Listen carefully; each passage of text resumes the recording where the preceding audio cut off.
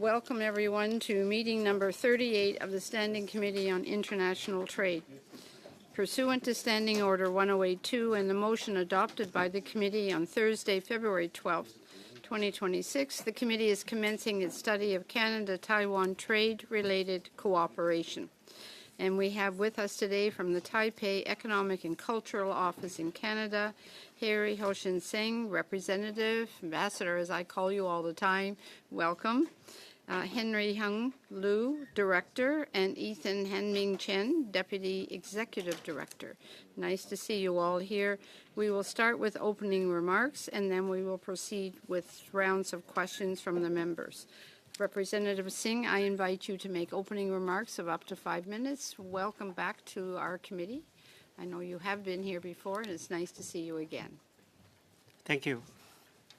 Honorable Chair, distinguished members of Parliament, thank you for inviting me to appear before the Standing Committee on International Trade. It is a great honor to sit as a witness. Allow me to begin with a brief review on the recent trade relations between Canada and Taiwan. Based on the full-year statistics for 2025, both Taiwan and Canada have maintained or reached historic highs in their respective global trade volumes. However, when examining the bilateral trade figures against each other's total global trade, the percentage appears remarkably low. For Taiwan, driven by sustained global demand for AI-related high-tech and ICT products, its foreign trade reached a record high in 2025, with total global trade of approximately $1.1 trillion. For Canada, based on data from Statistics Canada, its total trade in goods and services remained highly robust throughout 2025, with total trade of approximately $1.2 trillion. So as you can see, the difference between us is small. According to recent official benchmarks, the annual trade volume between Taiwan and Canada hovers between $6 and $6.5 billion, which is only about 0.5 to 0.6% of Taiwan's total global trade. Taiwan is Canada's 15th largest trading partner globally and 6th largest in Asia. Yet their bilateral trade accounts for only about 0.5% of Canada's total global trade. Strictly looking at the nominal percentage, the mutual trade dependence between our two economies is below 1%. Canada's strength lies in the upstream of the supply chain, while Taiwan's strength lies in the mid to downstream sectors. Over the years, there has been a lack of direct intermediate processing bridge between us. Consequently, many Canadian raw materials are exported to third countries for processing before being imported by Taiwan, which prevents these flows from being captured in direct bilateral trade statistics. Does this imply a lack of focus on each other's market? The answer is no. The low percentage is not a result of neglect or negligence, but rather a reflection of their long-standing geoeconomic structures, or so-called market gravity. That is Canada's focus on the US market and Taiwan's concentration on the market of China plus Hong Kong, ASEAN, and the US. Is there room for our bilateral trade to grow? Yes, there is immense room for growth, but both are required to engage with each other more. As global supply chains shift from cost-driven offshoring to security-driven friendshoring, we must speed up to undergo a structural shift. In fact, thanks to the Canadian Indo-Pacific strategy, we have embarked upon that path already, with the FIPA, Foreign Investment Promotion and Protection Arrangement, signed in 2023, followed by subsequent arrangement on supply chain resilience, and the STIA, Science and Technology Innovation Arrangement, signed in 2024. These mechanisms provide legal protection, and have triggered a noticeable surge in private investment from Taiwan. The next logical step is to advance a Trade Cooperation Framework Arrangement, or TCFA. A TCFA will provide an important institutional framework to facilitate trade, investment, regulatory cooperation, and supply chain integration between our two nations. I would also like to call on Canada to continue supporting Taiwan's accession to the CPTPP, which would further strengthen regional economic resilience and Taiwan-Canada economic ties. Thank you again for the opportunity to speak with you today. I look forward to your questions. Thank you very much, Mr. Singh. We will now open the floor. Mr. Mantle for 6 minutes, please. Thank you, Mr. Singh, and your colleagues for appearing before the committee and providing their testimony. Let me start by saying, in my own view and my own opinion, is that I'm a strong supporter of Taiwan and its continued freedom, especially in a part of the world where that is difficult. I hope that Canada will continue to support Taiwan, and I know that you have strong support in the opposition benches for that. I wanted to ask you about the relationship between Canada and Taiwan, and whether you feel that it is important for Canadian members of Parliament to continue to visit Taiwan to build those relationships between our two countries.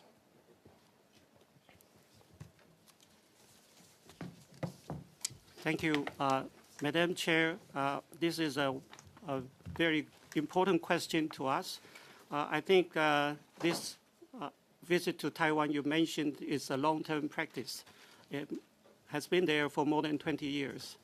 And it is the best venue for the Canadian politicians, in this case, members of parliament or senators, to really see what challenge we face in Taiwan. A visit speaks more than 1,000 words. Now, it's a cyber age, so I cannot see that, to see is to believe. Sometimes to see is not to believe. But when you go to Taiwan, you have a whole week immersed in our environment, and you talk to the right people in Taiwan to help you to understand our part of the world better. I really think that is a very important practice that we can continue. And I hope I have the support of all the members here. Thank you. I want to ask you about the trade cooperation framework that we've heard about. To your knowledge, are there any outstanding negotiations that need to be completed with respect to that agreement? Well, in terms of the negotiation, I think it has concluded way before 1 year ago. The text itself is finalized, but follow with the legal review, and I understand that the legal review has largely been completed, and this is the status I understand now. So, do you have any explanation for why Canada has not moved forward to implementing this agreement then? Well, I'm not in the position to answer that question. I think you can direct the question to someone who knows this issue better, why it's been there idle for more than a year. Well, as I said, that the ball is in your court. It is for you to see whether you want to move on or what kind of obstacle you want to bring up for both sides to solve. So that's why I can offer here. Thank you. Last question on the trade and cooperation agreement. Do you believe that the Liberal government is purposefully delaying the implementation of this agreement between Canada and Taiwan at the behest of or out of fear of China? Well, again, I am not in a position to answer this question. I can understand that in the past year, so many things have been going on, because in 2025, there is a change of government in Canada. There is an election, and there's so many things happen even in the geopolitical landscape. And so I believe I have the goodwill from the counterpart I work with in the federal government, and we are looking forward to their cooperation to move on. Thank you.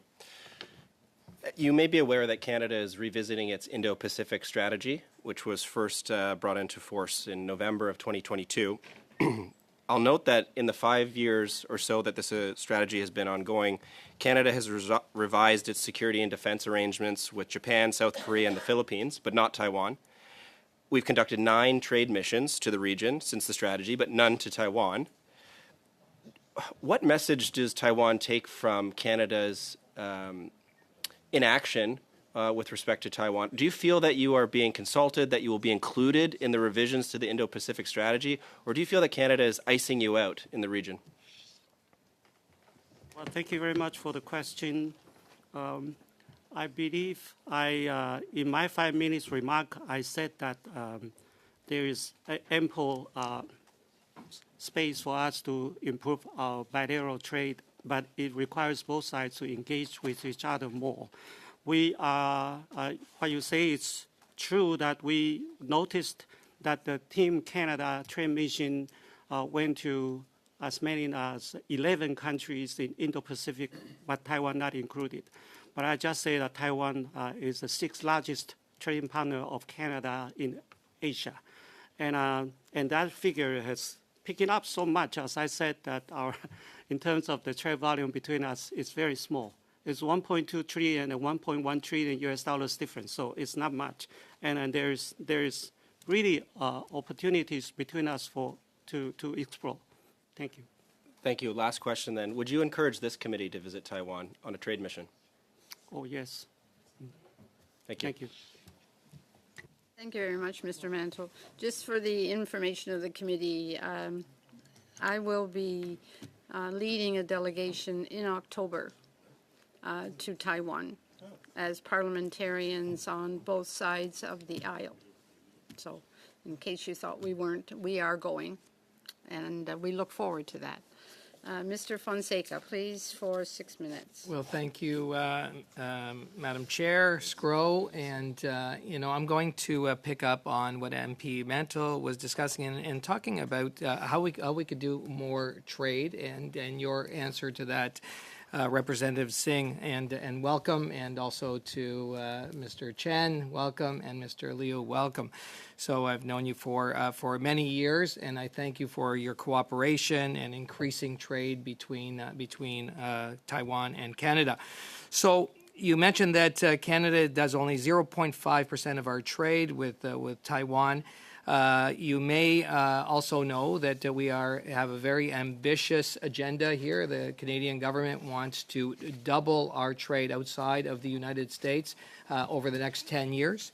We also are looking to increase foreign direct investment by $1 trillion over the next 5 years. So I had the opportunity, Representative Singh, to visit Bora Pharmaceuticals with you in Mississauga, and it was so that was an investment by a Taiwanese company in Mississauga, where I represent a riding in Mississauga. I saw firsthand the value of that Taiwanese investment. I saw examples of how you help in terms of our resilience, in terms of our healthcare system, diversified supply chains, critical sectors that were involved in that tour that we had of Bora Pharmaceuticals. To be able to bring more companies, Taiwanese companies, to Canada, to invest here in Canada, what do you recommend to this committee? What can we do? How did that happen with Bora Pharmaceuticals, and how can we replicate that? Thank you very much, MP Fonseca. To answer this question, I think it's actually connected to the previous question about the trade missions. Well, if you can really send Team Canada trade missions to Taiwan, it is a very effective way to promote trade between our two economies. Other than that, actually, you have many tools that you can apply, so do we in Taiwan. I'm referring to the Canadian crowned corporations like EDC, Export Development Corporation, and the CCC, Canadian Commercial Corporation. They are somewhat like our TITRA, Taiwan External Trade Development Council. And TITRA has an office in Vancouver as well as in Toronto. They have people carrying out very proactive agenda here in Canada. But I don't know how many members here have a good grasp of that actually they are the tools that we can use. There's one thing also very important in between us. Some people consider it as only symbolism, which I don't agree. I mean, a visit of a high-level official to Taiwan will always bring up a very positive result. The most recent ministerial visit to Taiwan was carried out by Mr. John Manny in 1998. That was too long ago. If you really want trade to happen between us, you probably really need to break that kind of practice. There are many things that can happen, but you need a political will to make it happen. That is what I have in mind. So I had the opportunity, Representative Singh, to visit Taiwan and many of your industrial sector. We were brought out to many companies. We saw how innovative that ecosystem is within Taiwan. So we want to see is how Canadian strengths, though, are our skilled talent, our clean energy, our critical minerals, our world-class agri-food production, how that can complement Taiwan and how we can work together, again, to increase that trade and to make our supply chains that much more resilient. What you are saying coincided with what I said when I said the Canadian strength lies in the upstream of the supply chain, and that includes clean energy, that includes critical minerals, and you have very strong AI research, and you have top talents. And in Taiwan, when I say our strength lies in the mid to downstream sectors, I mean that we are very strong in precision manufacturing. We manufacture the most advanced chips in the world. We took up more than 90% of the chip market in the world. And we are also very important. We play a very important role in the AI infrastructure build-up. They say the AI data center is one of them. You need so much of Taiwanese contribution to make an AI data center begin operation. So there is a complementarity between us, as a matter of fact.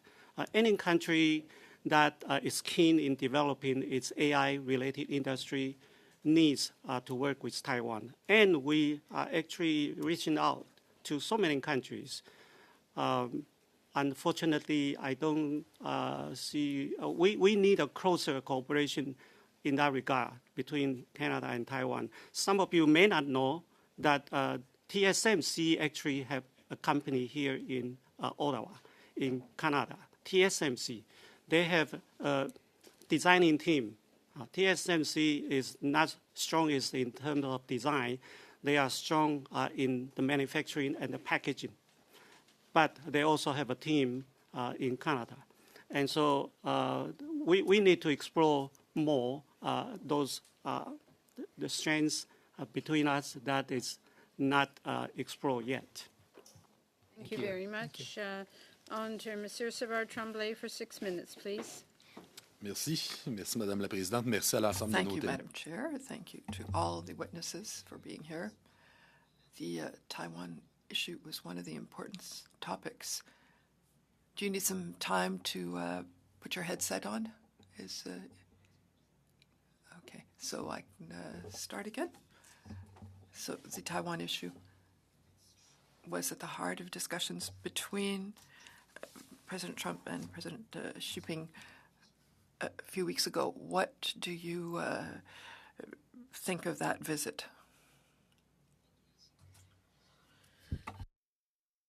That's a very, very big question. All right. Et sur l'importance qui a été accordée à Taïwan dans les échanges aussi. Parce que and the importance that was, the emphasis put on Taiwan. play up a bit too much to look into the consequence that can come out after the visit. From the Taiwanese perspective, we are very confident the relations between Taiwan and the U.S. will move on very strongly. Look, Marco Rubio and Mr. Trump, during their time in Beijing and after, they also reaffirmed that U.S. policy toward Taiwan has remained unchanged. Some people are concerned about the stall or a pause of the arms procurement to Taiwan. As a matter of fact, it has happened before. I mean, when it comes to arms deal, you are not buying something that's already finished. You are not buying something from the shelf that you can choose from. You are laying a new contract for a long time of manufacturing production. So it would vary in terms of the timing of the delivery according to the different geopolitical situation. So a short answer to your question, the Trump-Xi summit in Beijing did not really affect Taiwan very much. We think that we are very confident. As a matter of fact, I have no concern, and there is a sixth assurance between Taiwan and China. Between Taiwan and the United States, that stays intact. That stays intact after that visit as well. Dites-moi aussi depuis Can you tell me, since that it was known or shown that an agreement with Taiwan was in existence since April 2025, the only thing missing was the Prime Minister's signature, that it was on the Prime Minister's desk, and that was revealed about 1 or 2 months ago. And you intervened about that. I also called for quick signing. Have you signed it since? Or had any signals since, rather? Now, and I would like to repeat that the text of the arrangement and the legal review of that has largely been complete. And this is a piece of document that is not going to incur legislative complexity from both houses here.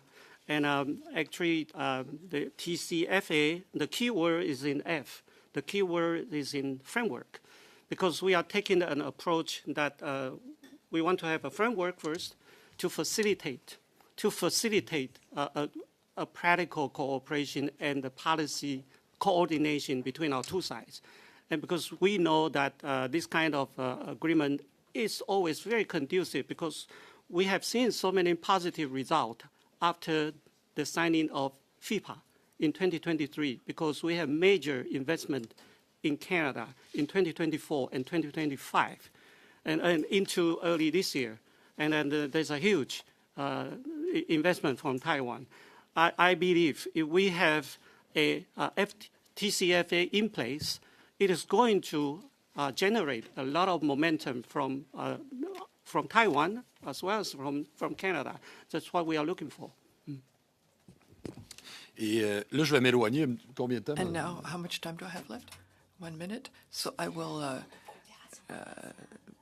go away from trade, but there is a connection, and I'll come back more specifically. That you know that there are military maneuvers around Taiwan, and there are problems in terms of defending defining the zone of aerial defense. And there were recent aerial air deployments and naval deployments of China that were trying to surround Taiwan.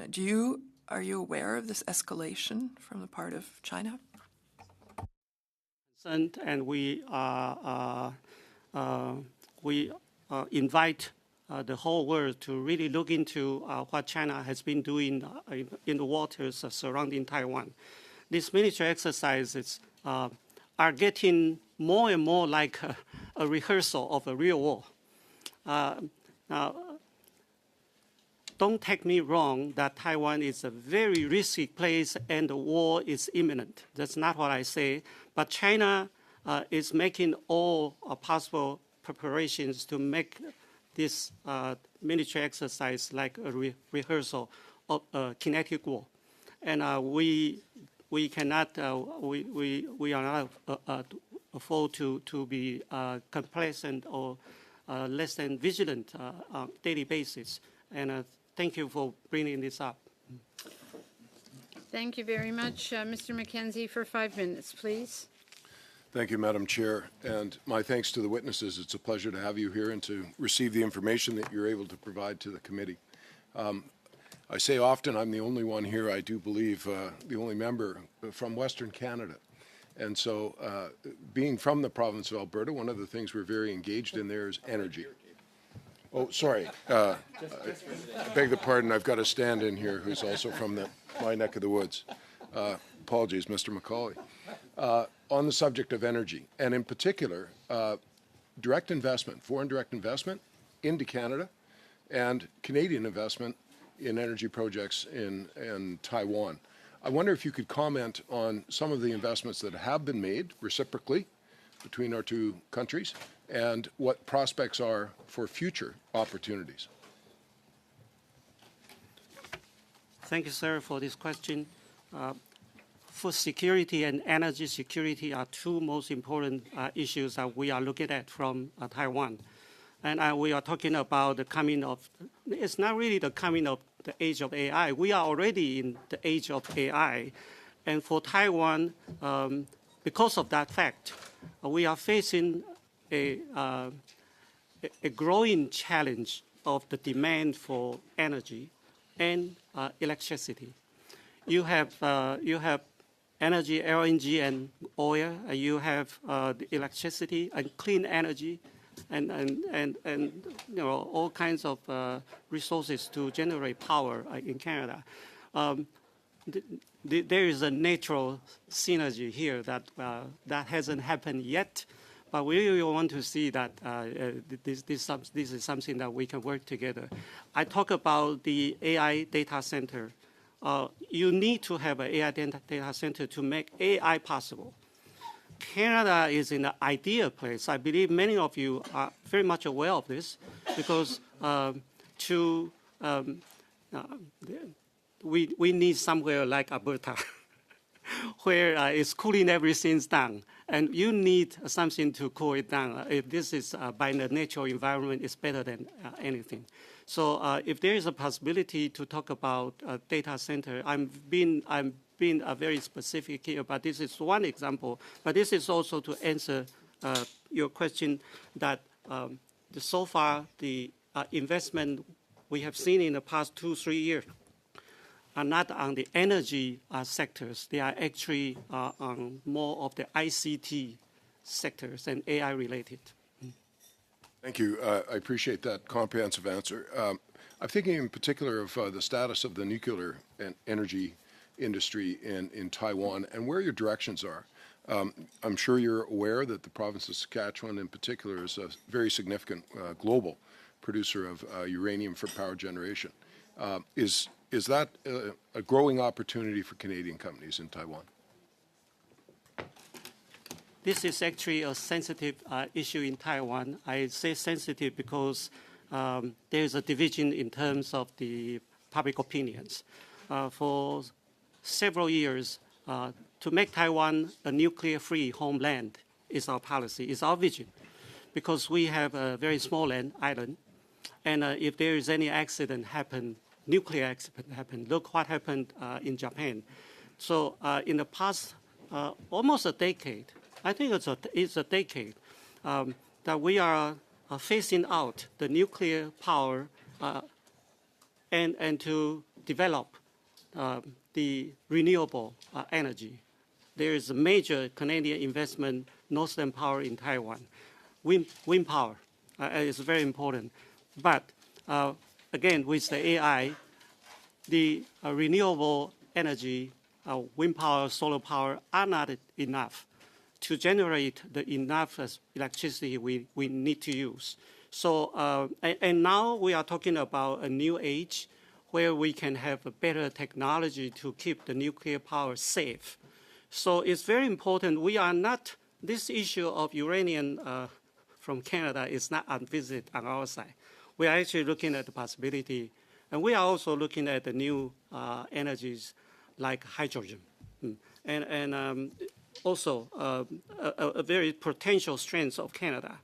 And but there is nothing on commercial scales yet. Would I be correct in assuming that if Canada is capable of increasing our export capacity, both for crude oil and for liquefied natural gas, that Taiwan would be a customer for those products? We are in need of those products for sure. Now this is a time when so many countries are looking for the, I'm sorry to say, reopening of the Straits of Hormuz. And so energy is hot pursuit, hot in the market. And I would say that if there is a commodity in the market, we would be very interested. Thank you very much, Thank Madam you very Chair. much. Thank you. Mr. Ken, please, for 5 minutes. Thank you so much, Madam Chair. And thank you very much for joining us today. As I have a technical background coming to politics, this is a very interesting area for me that I will be focusing on the ICT with my questions. So Canada is exploring making the Canadian Photonics Fabrication Centre an independent entity, and with some industry voices comparing this to Taiwan's approach in building the TSMC and its broader semiconductor ecosystem. Taiwan has developed a world-leading innovation system linking academia, government, and manufacturing. So what key lessons or best practices would you recommend for countries like Canada seeking to strengthen domestic high-tech manufacturing capacity, scale fabrication capabilities, and develop highly skilled talent pipelines? Could you please share your Taiwan's experience and the key lessons that you learned? Thank you, Madam, for your question. Recently, it was released only last year. We have a documentary to bring you the introduction of how TSMC has, or how semiconductor industry has started from scratch in Taiwan. And the TSMC was only established in 1987.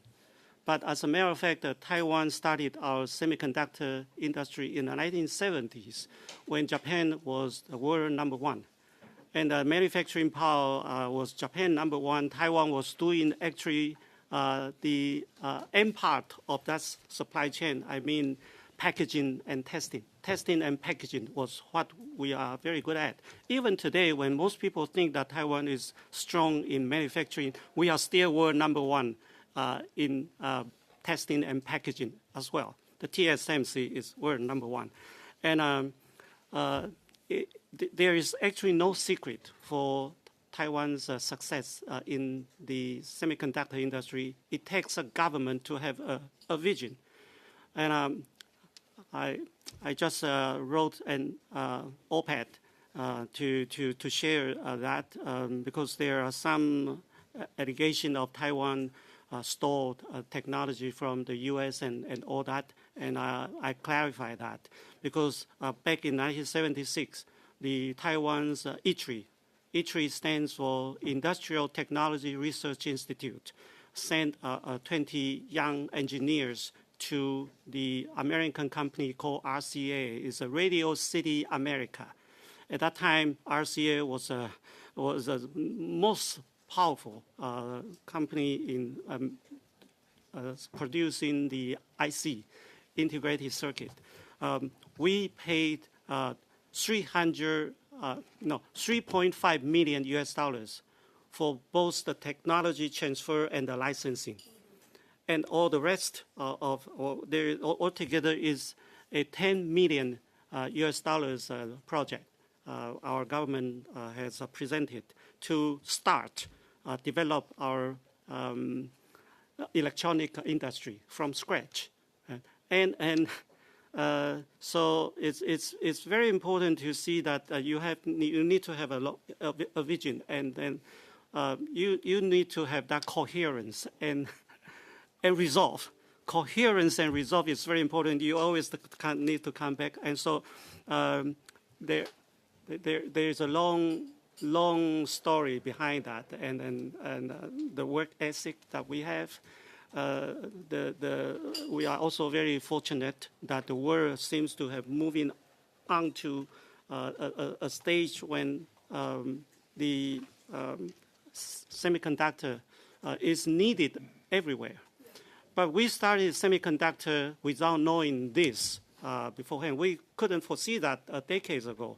And I often say that Taiwan's development of ICT industry starts from ICT, that's information communication technology, to IoT.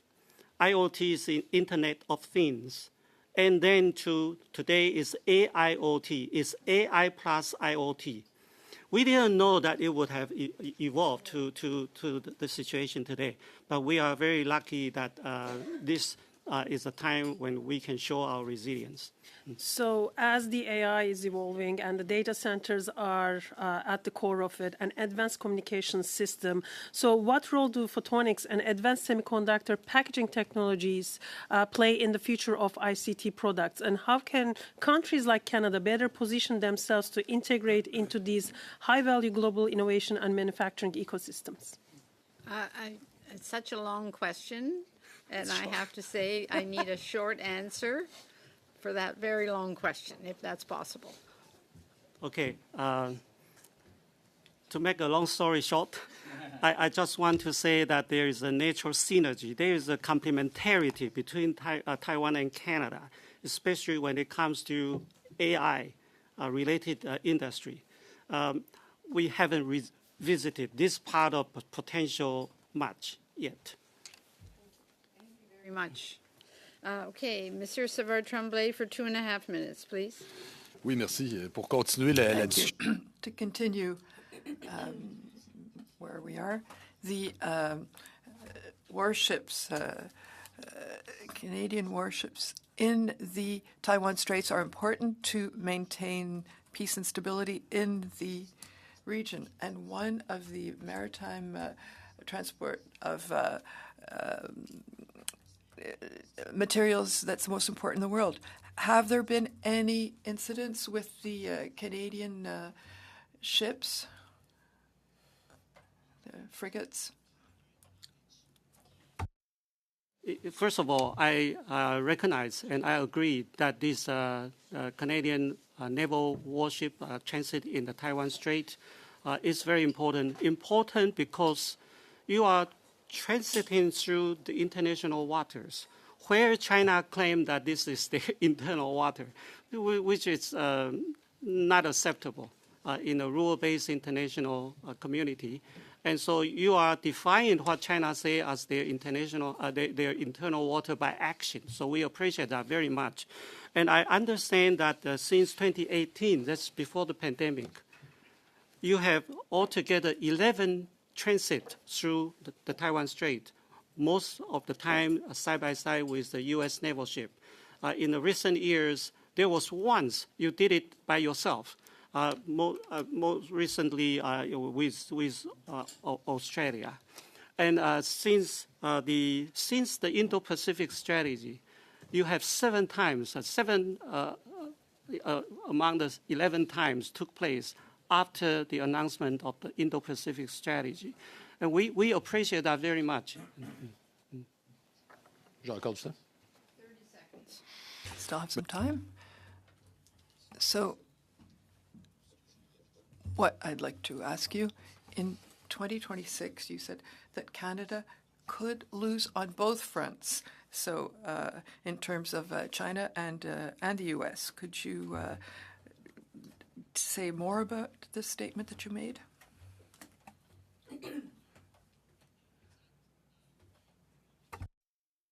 Well, I believe you have the very capable politicians here and the 2 houses in the parliament that would prevent that from happening.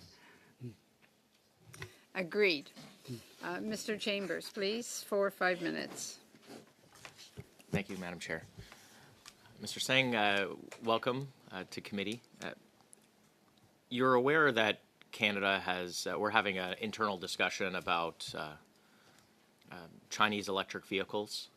I'm not asking you to opine on our discussion, but I will ask you how Taiwan has dealt with whether to allow Chinese electric vehicles or what restrictions that you place on cars from China.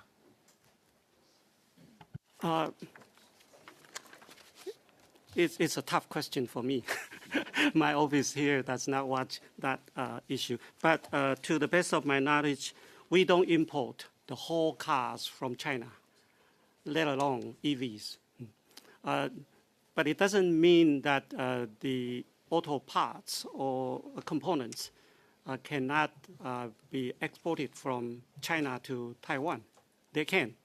But these parts or components or even accessories, they cannot be imported to Taiwan and then assembled into a whole car. That's not allowed.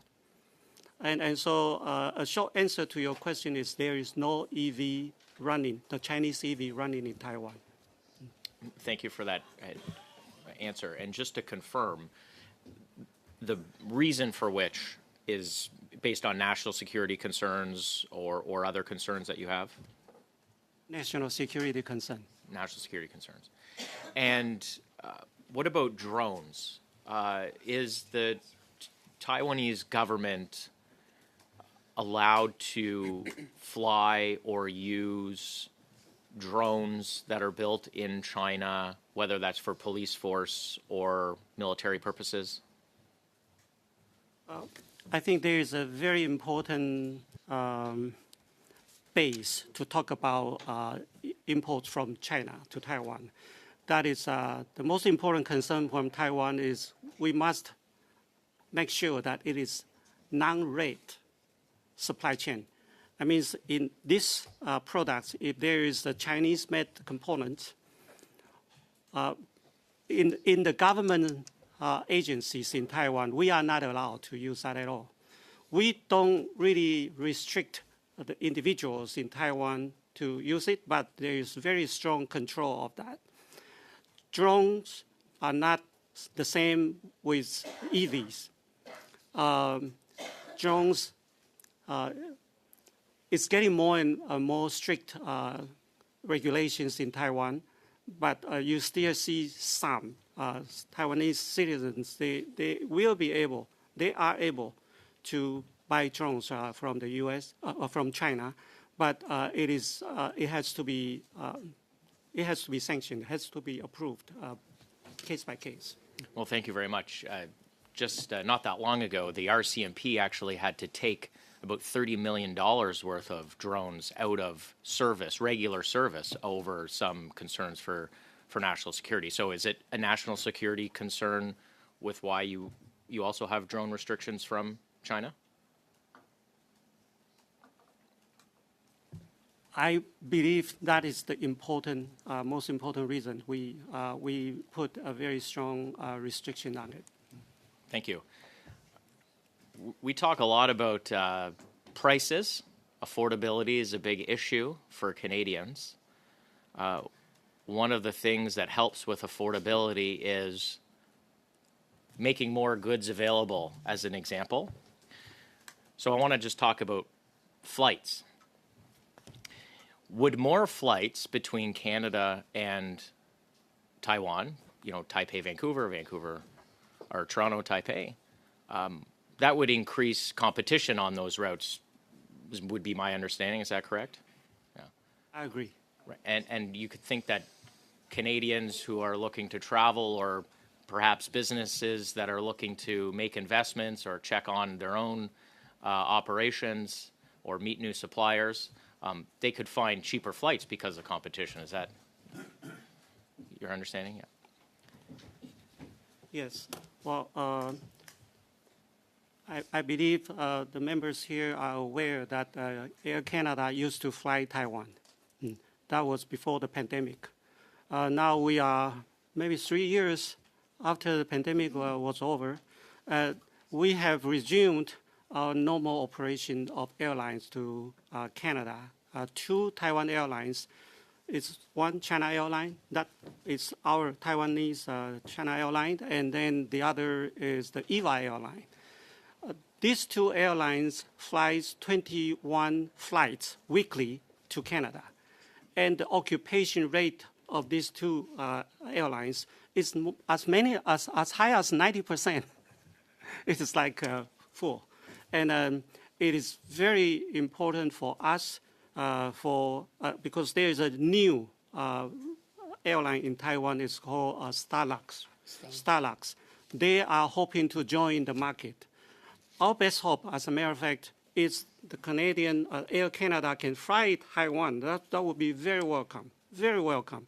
But before you want to do that, the market is still available for us to have one more airline to come in. That is Starlux. And they also want 7, that daily, once a daily flight to come to Canada, if that is possible. Thank you. More flights, more competition, yes. less prices for consumers, and we should not allow, if Air Canada is not interested in bringing back that route, we should not allow them to block another carrier filling that service. Thank you, Madam Chair. Thank you. Madame Lapointe, for 5 minutes, please. Merci beaucoup, Madame la Présidente. Thank you Bienvenue. very much, Madam Chair. Welcome to the witnesses. Thank you for being with us. What you're saying is very interesting. To give you some context, my riding is in the north of Montreal, Rivière-des-Mille-Îles, and in my riding, well, there's a lot of food processing. I know you talk about that. We had a lot of economic relationships in terms of agri-food.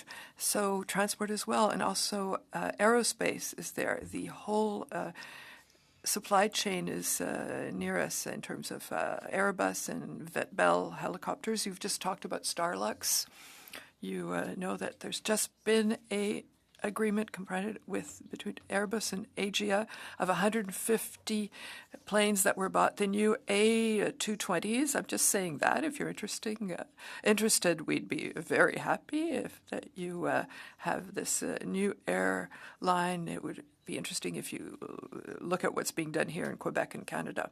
My question is, in relationship to what's happening now, the trade that we have between Canada and Taiwan, given the bilateral agreement has not been signed yet, how is that happening currently? We have already touched upon this, and I think, as I said, I'm sorry to repeat this, the ball is in your court. You have a very good understanding of it.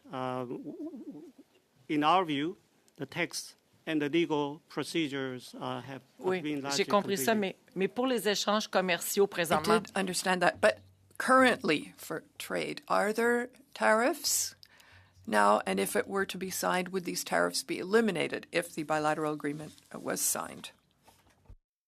Thank you, ma'am, for the clarification. This TCFA will not touch on tariff. This is not an FTA. This is actually a framework.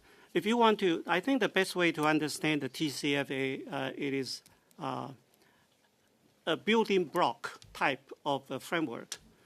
So building block, you have a framework and then you add one piece at one time. But it's very important for the bureaucracies of the 2 governments really to have a platform to work with. So that's why I said in the opening remarks that this is for the purpose of establishing an institutional framework in order to facilitate trade, investment, supply chain integration, and as well as the resilience in between our 2 economies. So there are many things that can happen as we have tested it. You are from Montreal, and you know one of the major investments that we carry out in 2024, that was a year after we signed the FIPA, was a merge, a Taiwan company called WT Microelectronics. They acquired the Montreal-based Future Electronic for $3.8 billion US dollars, and with the purpose of setting up the world-class electronic distribution platform. And the aim is really to set up a dual headquarters in Montreal and in Taipei. I have visited the Future Electronics. It's still called Future Electronics. All the management team and all the employees stay there.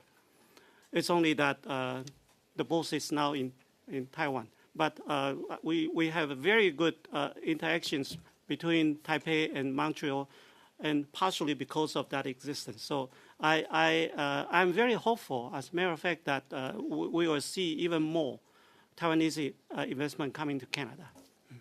Merci, c'est très intéressant. Thank you. That's very interesting. And I appreciate that you gave more details. It's all related to AI. We know that Montreal is an important hub for AI. I'll come back to the question my colleague, Ms. Akan, asked earlier, and I know that your time was short. She talked about the synergy, the opportunities that there were. You said that you had some investments in Canada, and I'd like to go further in answering her question when you didn't have time. Thank you. The word synergy is because what I said that your strength lies in the upstream of the supply chain, and we lie in the low in the downstream, mid to downstream. By upstream, I mean that your clean energy, your critical minerals, your agricultural products, and your AI research. These are all world class. This is very competitive. And Taiwan, our strength is in the precision manufacturing, as well as the semiconductor foundry and packaging, and the electronics contract manufacturing. This is what you don't have. But we need what you have. This is what I say, why I say that there is a natural synergy in between us. And when we started by talking about only 0.5% of your total global trade. Bilateral trade takes up so small a percentage of your global trade. It's because there are so many opportunities not explored. If we can have that changed, we will see an entirely different landscape. Thank you very much. We have time for one or two questions. Does anybody have a burning question that they would like to ask? Any outstanding question? Enough time for one question, but not too long. Sure. So my question will be again, given the increasing geopolitical and supply chain pressures globally, how is Taiwan balancing innovation, export competitiveness, and economic security in critical ICT sectors? Short enough. Very important question, and this is actually the challenge we are facing now. Fortunately, not only the government is very cautious in moving on that path in terms of our development of AI industry. We have a very robust civic society in Taiwan. These people are there all the time to remind if they consider that the government is like distracting a little bit. So it is a self-rectification process in Taiwan. I cannot say that here, but we touch upon it that Taiwan may be moving out of the policy of a nuclear-free homeland. But this, I say it in public, I may be inviting trouble to myself. But this is something in public discussion in Taiwan. Any outstanding questions? Representative, thank you so very much. Your information was invaluable to all of us. May I say that I am very proud to support Taiwan. It's a democracy that I believe is leading the way in a very important part of our world. So thank you all for your work, and God bless Taiwan. Thank you. I will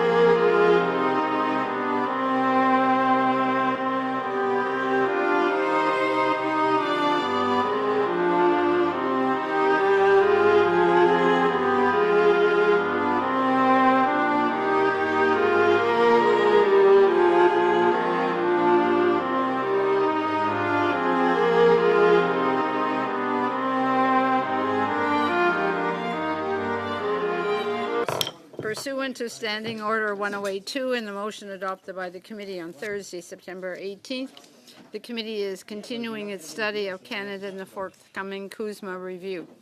We have with us today the Canadian Home Builders Association, Kevin Lee, Chief Executive Officer, and from the Pacific Manufacturing Association of Canada, Brendan Sweeney, President and Chief Executive Officer.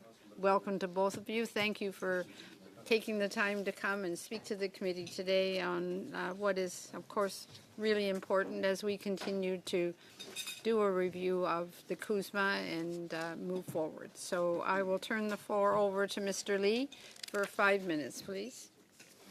Great, thank you. Thanks a lot for having me today. The Canadian Home Builders Association, or CHBA, represents over 8,500 member firms across the country, representing builders, developers, renovators, trade contractors, and all the support, service, and suppliers that make up the residential construction industry. Our members build low-rise, mid-rise, and high-rise homes, both for ownership and for rent. As you know, Canada is in a housing supply and affordability crisis. CHBA's Housing Market Index, a leading industry sentiment indicator, shows that for Q1 of 2026, we're at near record low builder confidence in the single-family market and a new record low in the multi-family market, signaling fewer housing starts ahead for home ownership. In studying the forthcoming CUSMA review, it is therefore critical that the impact on housing be top of mind. The sector continues to deal with many challenges, including high taxes, overly restrictive mortgage rules, labor shortages, high material costs, municipal process delays, and other barriers that are resulting in not enough homes being built. And these challenges are directly related to affordability issues impacting Canadians who wish to own a home. But added to these are the challenges of the big issue of diminished consumer confidence, very much driven by the uncertainty over trade and tariffs with the United States. CHBA's number one recommendation on the trade war has always been to avoid Canadian retaliatory tariffs on construction materials. Where counter tariffs are deemed necessary, CHBA has advised the government to look to product categories where there is ample supply within Canada or from other countries.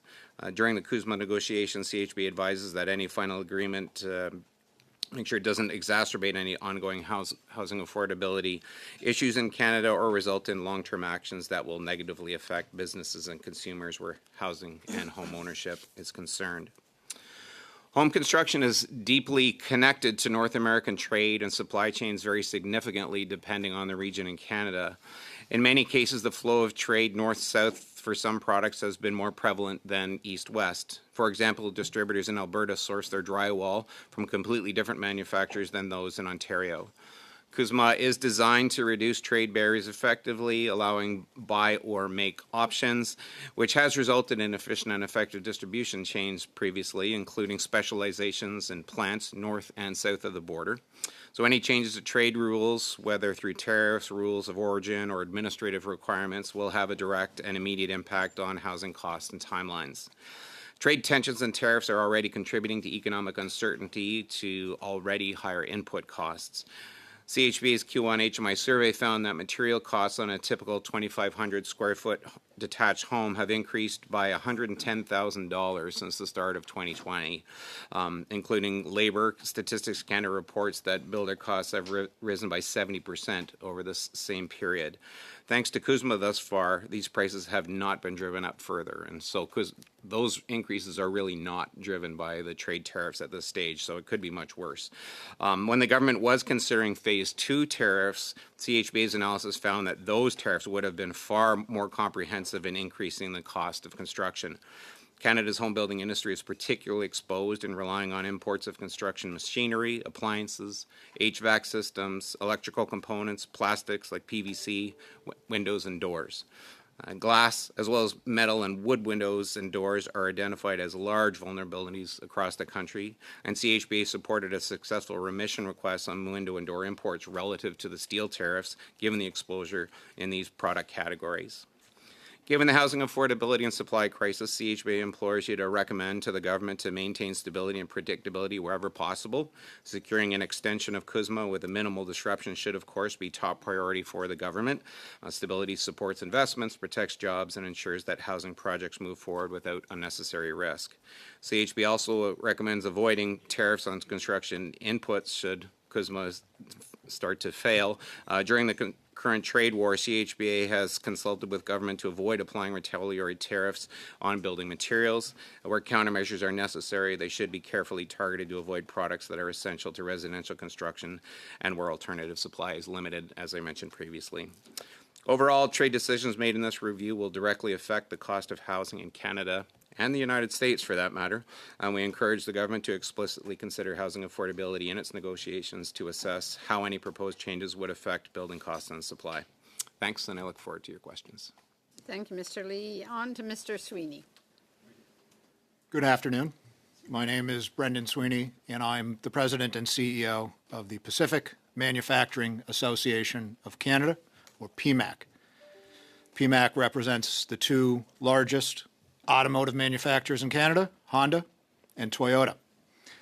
Thank you for inviting me to contribute to this important study on trade with the United States.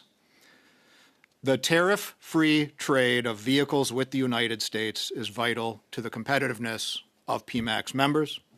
As such, PMAC and its members are urgently seeking, one, the elimination of Section 232 tariffs, and two, the renewal of CUSMA. Doing so helps ensure the viability of PMAC members' operations in Canada. In 2025, PMAC members, Honda and Toyota, assembled more than 938,000 vehicles in Canada. This represents 77% of Canada's total vehicle production. A majority of the vehicles made in Canada by PMAC members today are hybrid electric. They're electrified. They're hybrid electric. Approximately 85% are exported to the United States. Virtually all the remainder are sold in Canada. At the moment, there are no other viable markets for vehicles made in Canada that could replace the volume of our members' exports to the United States. PMAC members represent more than 60% of active vehicle assembly plant employees in Canada. PMAC members have never laid off assembly plant workers in Canada. They operate alongside a Canadian network of more than 40 Japanese Tier 1 automotive parts manufacturers that supply our members primarily or exclusively. These suppliers employ more than 20,000 people in Canada, or about 30% of Canada's active automotive parts manufacturing workforce. PMAC members assemble more vehicles in Canada than they sell in Canada. In 2025, that ratio was nearly 3-to-1. They do so because of competitive advantages when compared to US-based assembly plants that assemble similar vehicles. These competitive advantages are the results of several factors, including higher quality and the productivity of the workforce in Canada, and the efficient and integrated trade networks facilitated by agreements such as CUSMA. Those competitive advantages have eroded since April of 2025. This is a direct result of Section 232 tariffs imposed by the United States, which has emphatically stated its intention to reshore vehicle production. Irritants such as import quotas offered to non-market actors and environmental policies that are not aligned with the types of vehicles manufactured in Canada have further eroded competitiveness or risk doing so. If Section 232 tariffs remain, those competitive advantages will erode further. If CUSMA is not renewed, they will erode further still. While the near-term future of PMAC members' Canadian assembly plants is not in question, their long-term viability is at risk if Section 232 tariffs are not eliminated and if CUSMA is not renewed. Conversely, if Section 232 tariffs are eliminated and if renewed or updated CUSMA terms are favorable, PMAC members can reestablish competitive advantages which will support our members' long-term commitments to Canada and the communities in which they operate. PMAC members are committed to Canada, continue to operate assembly plants at full capacity or above full capacity, and have not engaged in layoffs. We hope to see that commitment reciprocated through swift and meaningful action on Section 232 tariffs and on CUSMA. Thank you. Thank you very much, Mr. Sweeney. On to Mr. Mantle for 6 minutes, please. Thank you, Mr. Lee, Mr. Sweeney, for being here. Appreciate your valuable testimony on your industries. I'll start with you, Mr. Sweeney, with respect to automotives. Last year, the Japanese ambassador to Canada said that access to the U.S. market through USMCA and CUSMA was essential, his word, to both current and future investment by Japanese companies. And in that same year, last year, Mr. Templin, Toyota's executive VP, said that U.S. tariffs on Canadian autos were, quote, unsustainable. Are both those things true today as they were in 2025?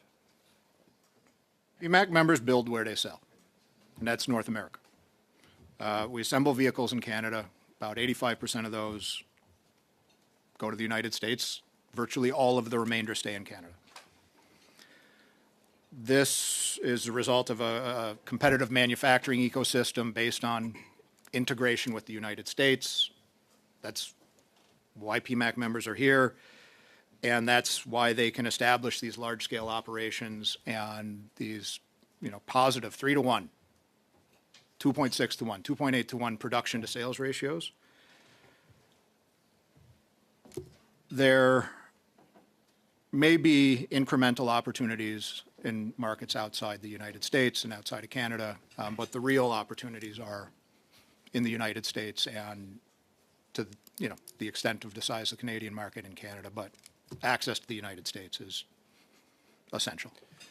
So is it fair to say that if the government fails to secure some sort of resolution to 232s or is unable to get a favorable outcome on rules of origin, which may be changed, what will happen to the PMAC members, Toyota and Honda, in Canada? Do they have any reason to continue building vehicles in Canada without access to the U.S. market? For the foreseeable future, the plants are running and they're running at capacity. These types of decisions get made 7, 8, 9, 10 years out, and anything that changes the competitiveness and that competitive calculus is going to change decisions that are made. Some are made in Canada, many of which are not, and so that's why in this case, we really just want to see a laser focus on Section 232 tariffs moving forward. So in that vein of long-term investment, did Honda decide to suspend its investments in Canada because Canada no longer has that tariff-free access to the United States? No, I don't want to conflate that 232 and the Honda investment because, today Honda's plants are running at capacity. And, there were different reasons related to the market. And again, the Honda at capacity, no layoffs, and that's the case for the foreseeable future. What I think is important is that Section 232 tariffs can affect the competitiveness of PMAC members in Canada, and that should be the focus, the primary focus moving forward. Are you happy with the government's progress to date on that issue for your industry? I could not tell you one way or another. I'm not privy to what progress is being made in Washington, D.C. or by. So the government isn't informing your members of their progress on this issue, which is critical for your industry? Well, we're having conversations, but I imagine there are conversations happening that. But you can't comment. I've been at it for a month. Yeah. So, Mr. Lee, just a couple questions for you on housing. I'm from a generation that can't afford to buy homes.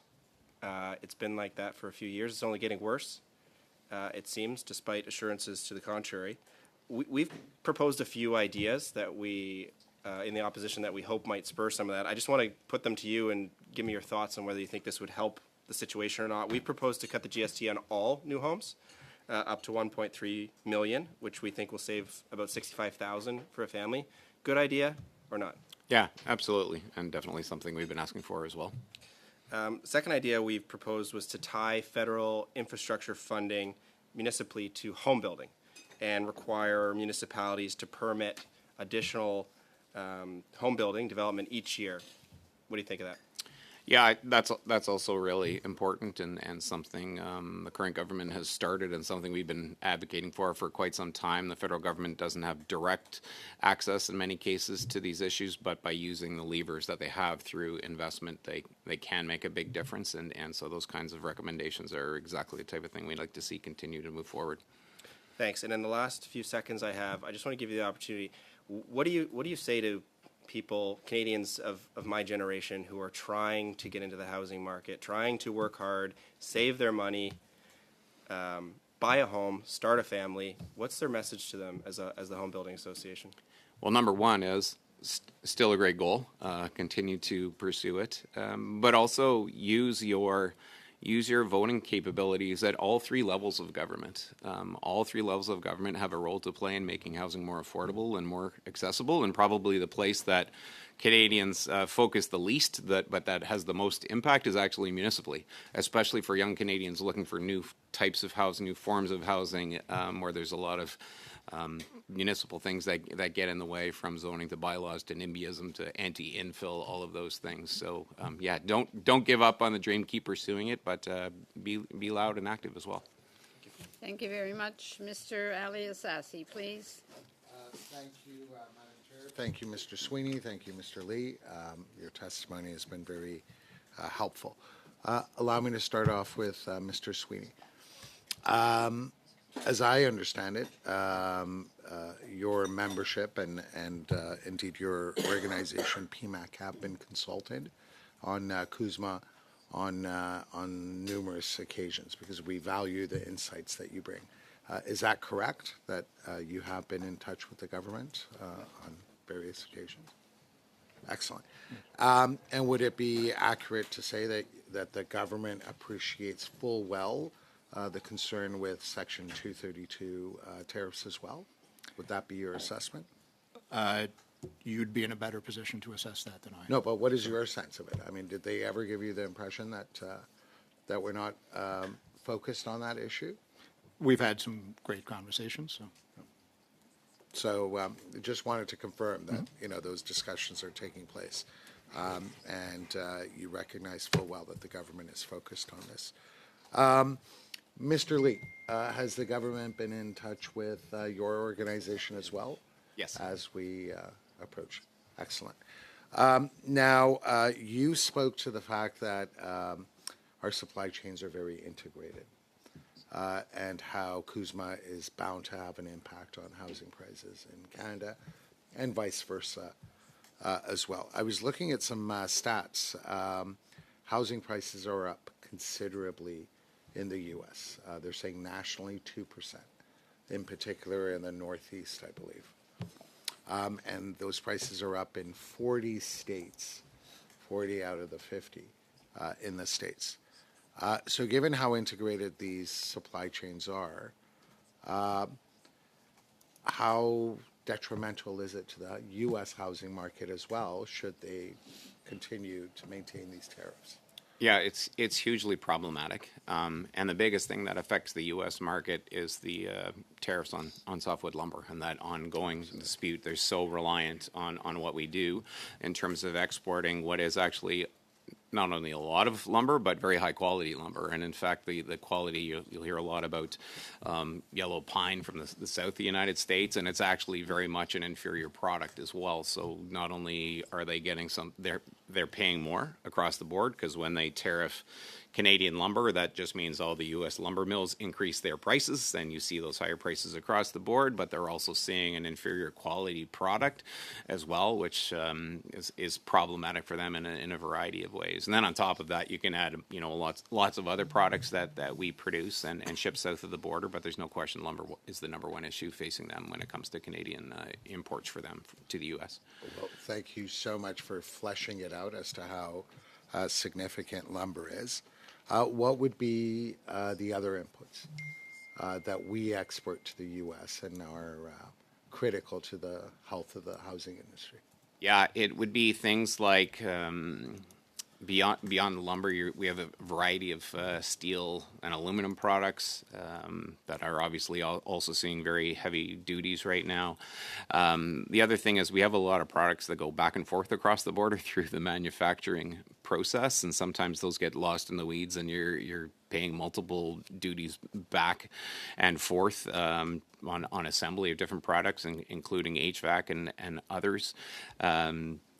So those are the big ones. We see some drywall go back over to the United States. We have quite a bit of production in Canada, although it mostly services the Canadian industry. So those would be some. Thank you so much. Now, if I could return to you, Mr. Sweeney. I've had the privilege and the honor of visiting Honda, and they do an exceptional job. Same is true for Toyota. And we're so incredibly grateful that there has been no downturn in production. You touched on the issue of competitiveness, and in particular, you underscored the significance of the Canadian workforce. Just so we're all familiar with the incredible things that Honda and Toyota do here, could you give us some of the awards that each of them have secured in the past several years? Because it really is a point of pride. Sure. And we're very grateful for the amazing work they do. Yeah, so there are J.D. Power is an automotive organization in the United States, and it awards 4 different levels: platinum, gold, silver, bronze, for initial plant quality. And in every year, since I can remember, since I've been working in the automotive industry, which is 15 odd years now, at least one Honda or Toyota plant in Canada has won one of these awards. Sometimes 2 plants, sometimes both companies are winning awards. These are the only plants in Canada that have won these awards since 2013. And I believe that one of Toyota's 2 plants in Cambridge, Ontario, is the most awarded plant for initial plant quality by J.D. Power in North America. And if it's not the most awarded plant in the world, it's very close to it. Thank you very much, Mr. Sassy. Monsieur Savard-Tremblay for 6 minutes.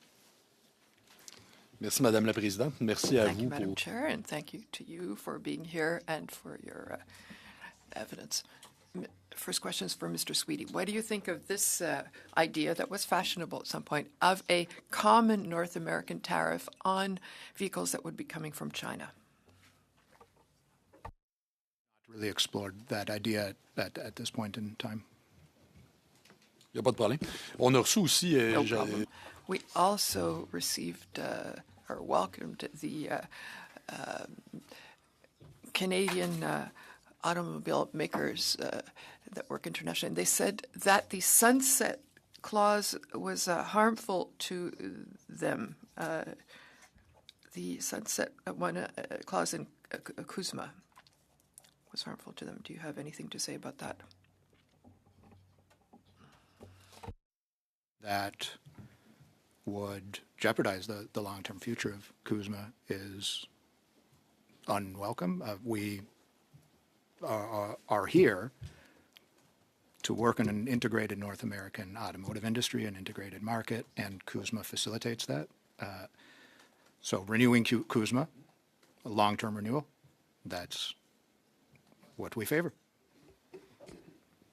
On a reçu aussi l'ex-négociateur. We also received the former bargaining, Steve Verhol, who worked with CUSMA 6 years ago. We also saw him before, but we cited that he came to see us in October 2025. He's no longer working for the Canadian government, so his evidence was a bit freer than he might have said. So he was feared that the U.S. would impose minimal requirements for American content in manufacturing of cars. Have you heard about that?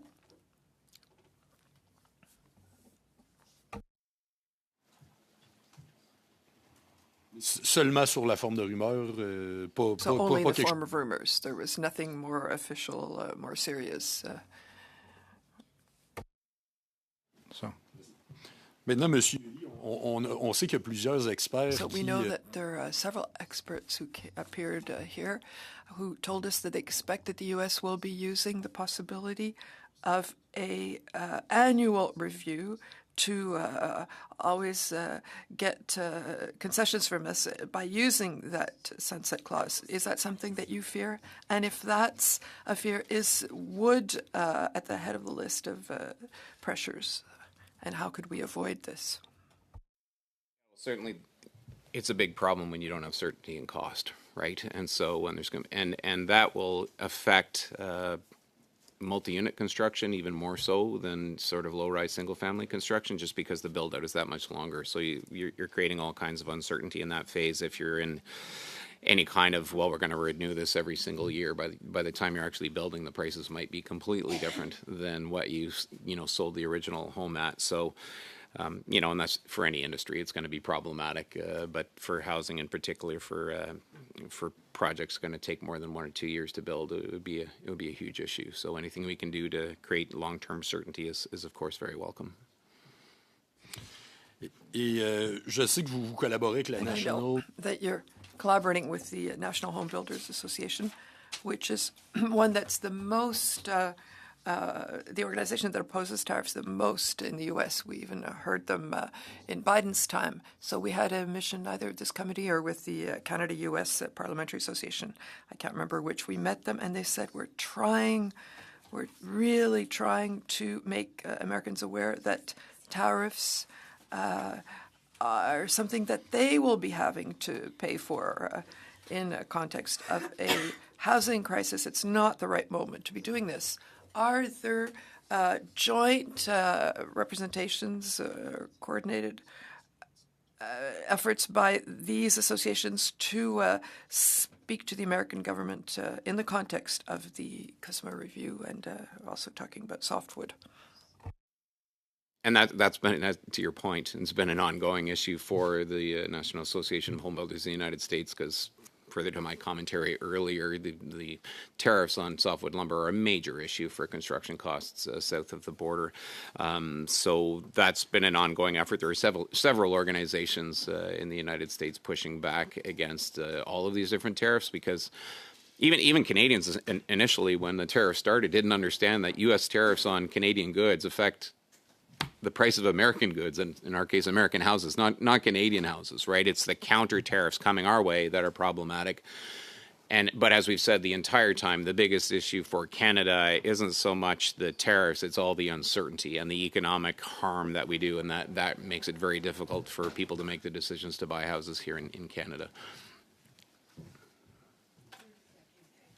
Ben, écoutez, rapidement, simplement, on connaît le Buy American. Quickly, we know the Buy American policy, and I know that there's a desire to create Buy Canadian, and the Canadian government would like to include steel and wood more in building. Do you think that's favorable, or is it the basis of negotiation to say we respond to a certain policy by putting out a similar policy? Canadian. I mean, we can all agree to that. The challenge is when you're talking about integrated supply chains. We can use steel as an example. We have steel mills on both sides of the border that are very close to each other, but they specialize in different types of beams. A Canadian plant will do one kind of beam, and the American plant will do a different kind of beam. And so retooling everything is very, very expensive and not necessarily efficient, because you don't get the same kind of efficiencies of scale and volume. So there's no question that reestablishing CUSMA and having that kind of certainty, there's a reason why that has been done over the years. It creates certainty, it creates efficiencies, it creates lower prices. If on the long term we're not able to get that certainty from the United States, then there's going to have to be different types of investments. And there's going to be a certain amount of investment in Canada, but also the number one reaction really to what's going on with the United States is also who else can produce and compete. Because it's not natural to try and do everything domestically. It's not efficient. It's not effective. Free trade has had a good impact on most of the world in raising cost of living. So it's a very unfortunate situation, to make the understatement of the year, on what's going on with the United States. But the solution is to try and fix what we have and or work with other partners, because just trying to do everything domestically would not be efficient and effective. There's only so far we could go with that. That would actually make sense from an economic perspective. Okay, thank you very much. Mr. McKenzie for 5 minutes. Thank you, Madam Chair. Mr. Lee, I'd like to pick up right there. I have to presume that in your role, on behalf of your members, you have conversations with your counterparties in the United States, and I have to presume that they are expressing the same degree of consternation and concern about the turbulent times that we're in from a trade perspective. Is that accurate? Are they hurting in the same manner that our industries are? They are, and as I said, around lumber and increased prices. What I will say is working in their favor a little bit, is less regulation. And it's something that we talk about here in Canada around housing and home construction, and the need to look at things like the building code, look at things especially at the municipal level, where we have all kinds of codes by other means that make it very difficult to build the same house over and over again. So getting much smarter about regulation and streamlining, not abandoning regulation, but being much smarter about how we do things so that we can get things done much more effectively. They've always been a little bit better at that in the United States, and they're taking a more aggressive stance on some of those things. So they're super concerned, to your original question, about increased prices and tariffs and all of the rest. But they're also pleased to see a bit more movement on deregulation, which we probably all need to follow. Australia has paused building code changes, for example, for the next 5 years, something we should do as well. Indeed, and that's an entirely additional subject area, what we can do in Canada, things over which we have complete control at this point in time, which is not the case with our international agreements. I want to ask you about a specific aspect of the building industry, and that is prefabricated or modular homes. To my understanding, that remains a very small percentage of the Canadian and residential market primarily, in the single digits. Is that accurate? Can you explain a little bit about what happens in that market, share of the marketplace for us? Yeah, absolutely. It is, especially when you're talking about 3D modular, it's, low single digits. 3% maybe, give or take. We have a lot more of our members using panelized construction and different forms. There's factory built and there's factory built. Sometimes it's doing the same thing, just, in enclosed conditions. Sometimes it uses more automation. And there is an opportunity to make much more use of it. The reason why we haven't gone that route, though, in Canada, and by the way, United States and Australia, 3 very similar countries when it comes to home construction practices, is because of the boom-bust nature of the housing market. And productivity, which is sort of misunderstood in residential construction. I won't get into that right now in a couple minutes, but basically we do run assembly lines. They're just in a house. And so the trades run through the house, and it's actually really efficient. But what we don't have is a ton of overhead. We don't have big buildings. We don't have huge machinery that basically makes companies go bankrupt when things slow down. And so that's the main obstacle that we've had in the Western world, frankly, in most countries. There are some countries that went heavy automated through government investment over time. But there are some countries that have been trying recently, like Ireland, that put a bunch of money into it, and actually those companies are actually failing. So I'm not saying we shouldn't go that route. We have a Modular Construction Council within our association. We have a sector transition strategy on how to move there. But it's not as easy as, well, it's just faster. Let's do it. And by the way, I should also add, it's not cheaper. And our factories will tell you this. There's all kinds of great advantages. It's way faster. Time is money. So if you can get municipal approvals done and everything working well, you can save some money that way. But our big challenge is trades and not enough workers. And that's why we do believe we need to move to much more factory built moving forward. But there are other barriers that might not be obvious sometimes. So clearly, if I wanted to build, say, 500,000 homes a year, prefabricated and modular is not a magic panacea to achieving that. But you, I think, and correct me if I'm wrong on that, but you've also touched on something else that I think is quite important. If I wanted to build 500 additional housing units per year, do we have the labor capacity in Canada right now to do that? We definitely do not. Which is not to take away from the idea of doubling housing starts. That's a really important target. We definitely do not. more importantly, there are so many things in the way of getting there, including housing affordability, including regulation, including code interpretations that are different between different municipalities and even between different building officials. So there's so many things in the way of doing things at speed and with affordability. Labor isn't our number one issue. If the market was better, labor would be close to our number one issue. And that's another reason why factory built will be so important. So to your point, there is no silver panacea to all of this, but we have to do all of the things because all of the things have gone the wrong way and we have to do all the things to correct it to move forward. So again, if I were to announce that I were going to build 500,000 housing units a year, that's a great headline, but there's a lot of groundwork that is still in front of us before that's going to be accomplished. That's not going to be next year. It's not going to be the year after. The situation you're describing sounds to me like it's years and years down the road.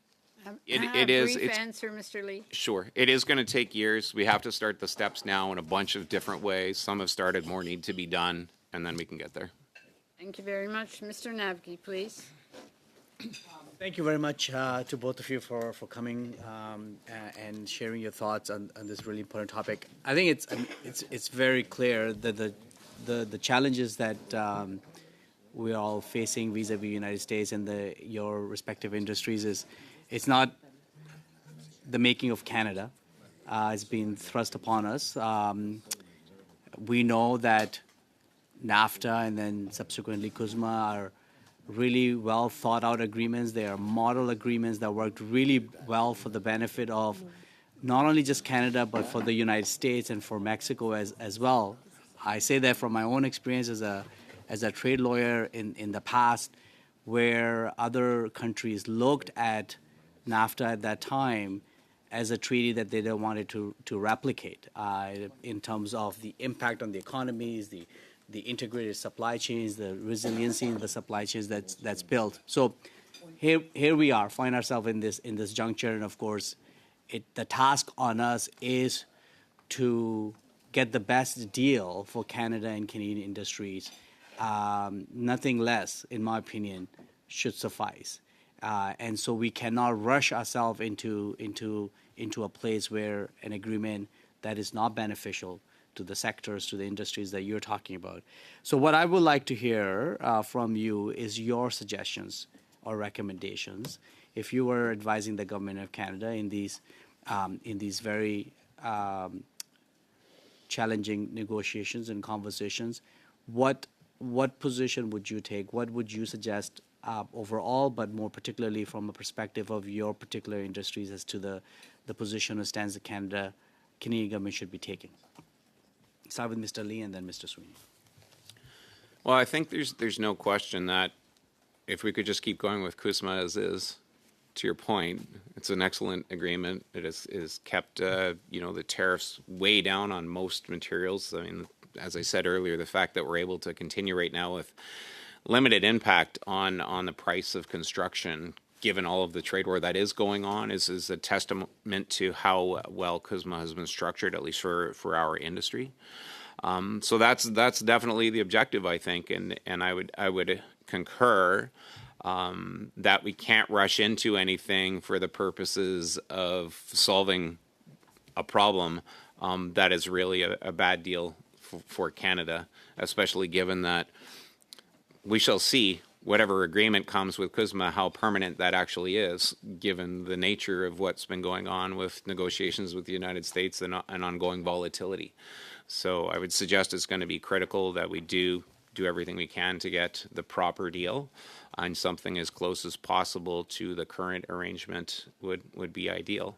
And I guess I would add to that, those are the types of deals that we need to continue to expand on with the rest of the world too, given the uncertainty that we see south of the border. To my point earlier, we can make more stuff in Canada, but it doesn't make sense to try and make everything in Canada. So having strong trade relations with the rest of the world is going to be doubly important in these times. Stay focused. Communicate the value of an integrated North American economy persistently and relentlessly to both friends and others south of the border, and avoid distractions wherever possible.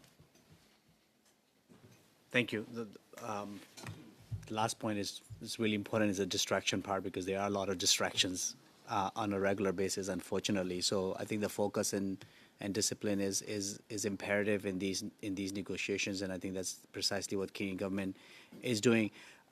Mr. Sweeney, your members are two very large auto manufacturers in the world, Honda and Toyota, and obviously they export directly from Japan as well to the United States and through Canada and other parts of the world.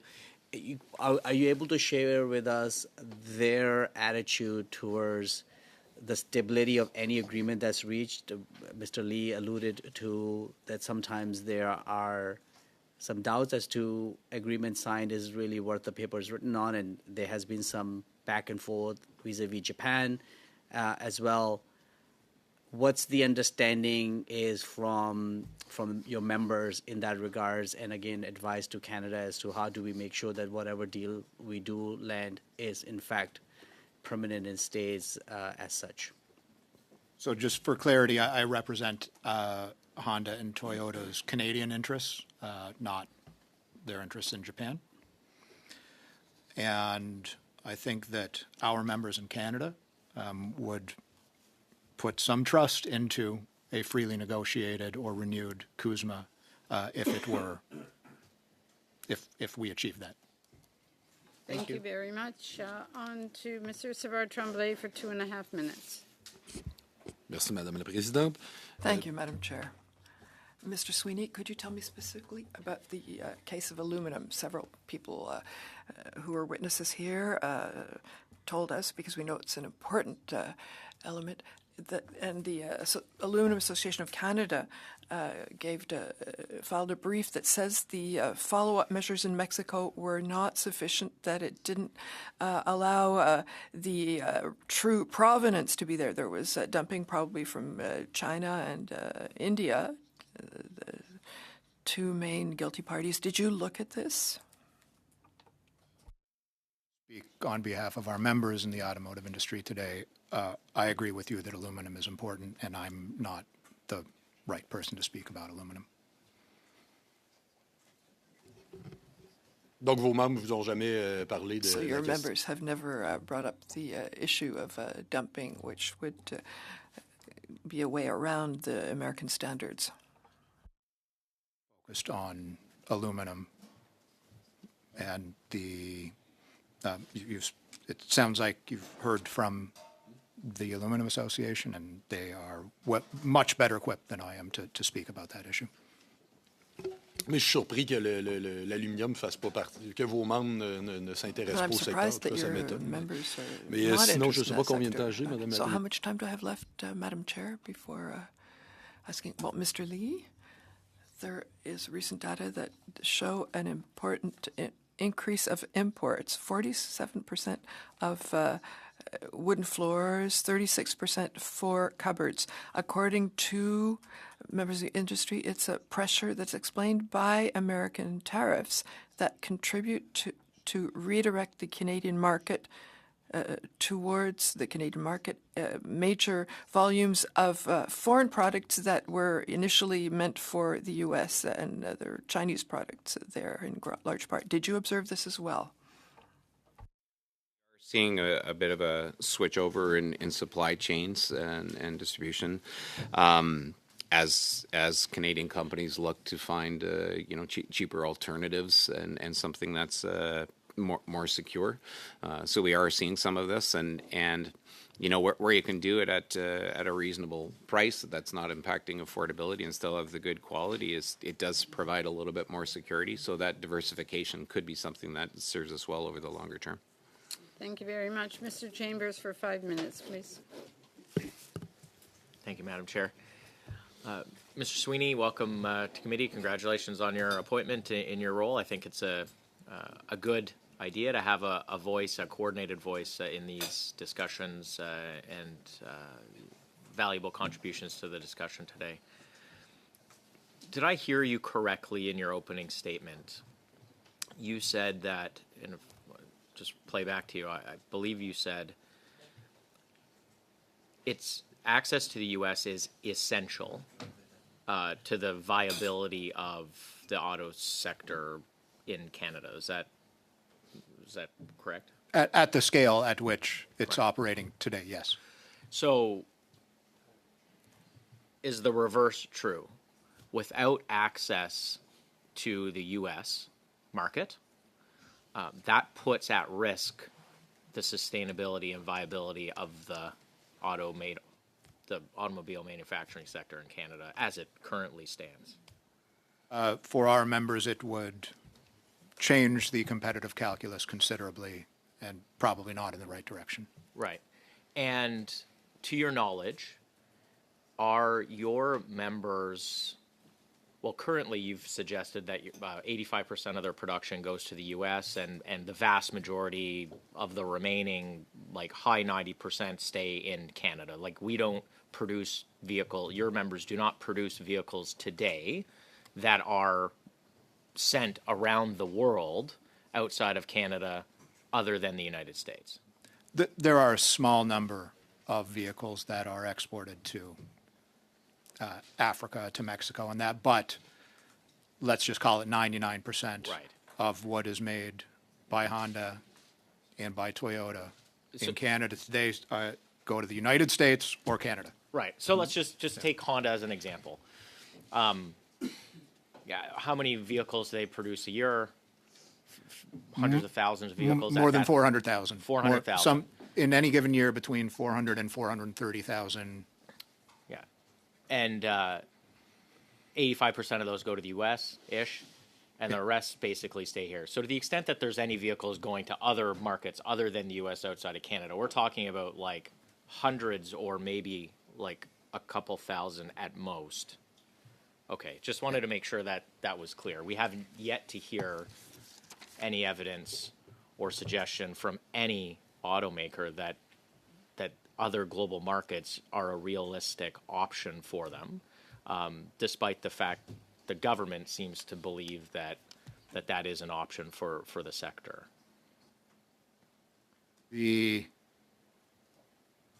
Of the $48 billion in vehicle exports, this is straight from the federal government's own numbers. Last year, 48 billion odd worth of vehicle exports. 45 billion of those exports went to the United States. What is not captured in that number is vehicles that are produced in Canada that stay in Canada. Right. Of the 3 billion that remaining, you got about 500 million going to Mexico, 500 million going to China, and then the rest is just kind of dribs and drabs here and there. And in those export numbers, I suspect there's also some used vehicles. Right. Right. Well, thank you very much for that clarification. I remain to be, I welcome to be proven wrong on this, but I just don't think the business case exists. Exactly. It's not a napkin. Thank you. So just quickly, two final questions, if I might. I understand the government announced a new kind of trade credit system a few months ago. You're still waiting for that to be released or to become operational. Is that correct? Correct. Okay. Yeah. And I made the mistake yesterday. I think I conflated a couple of them yesterday at the industry committee. But the government made an announcement. The industry's been asking for it, but you're still waiting for it to be implemented. Correct. Okay. And that would be helpful to your industry to have that implemented sooner rather than later? The concept that was advanced is, in my opinion, a very, very good idea. Right. And we've made a submission to a consultation based on that with our opinions on it and some kind of technical elements. It would be great to hear more about it soon. Thank you. Just one final question in my last seconds before the chair. I'd like to be mindful of time. The government wants a strong electric vehicle market in Canada, as I understand. So is it helpful to allow about a third of that market to be served by Chinese imports into that market, or should we not be trying to restrict that production to Canadian manufacturers? Our members welcome competition, and we do well when we compete with other automakers on a level playing field. Any companies that any automakers, doesn't matter where they're from, if they want to come to Canada, invest billions and billions of dollars over decades, hire people, pay them well, bring suppliers in, engage Canadian suppliers. If they want to do that and compete on that basis, we welcome that competition as long as it's on a level playing field. And that we compete with our members, compete with other automakers in North America on a level playing field, and it's worked out well. Thank you for your Thank you valuable very much. contributions to the economy. Thank you, Mr. Sweeney. Mr. Lavoie. Présidente, merci. Thank you, Madam Chair. And Mac, thank you to our witnesses for being here. We'll stay on the same topic. I hesitated asking Mr. Sweeney the same question, but I like what our colleagues have raised, and you will probably help me in my thinking. So I had the opportunity to go to Norway last March, and you know that in Norway, in the past year, 100% of the new vehicles sold are electric. And I was able to observe something, and today I'm asking you questions like in baseball. This is a bit of a curveball, but maybe you can help me in my thinking about how to interpret all of this. In Norway, electric cars, for example, the Chinese ones, will be 10% of sales, and it's the consumer who decides. So I ask people, so the consumers prefer other cars, probably some like yours, and I'm not able to understand why. And I like what you said. They have to invest here and bring money here. I agree with you.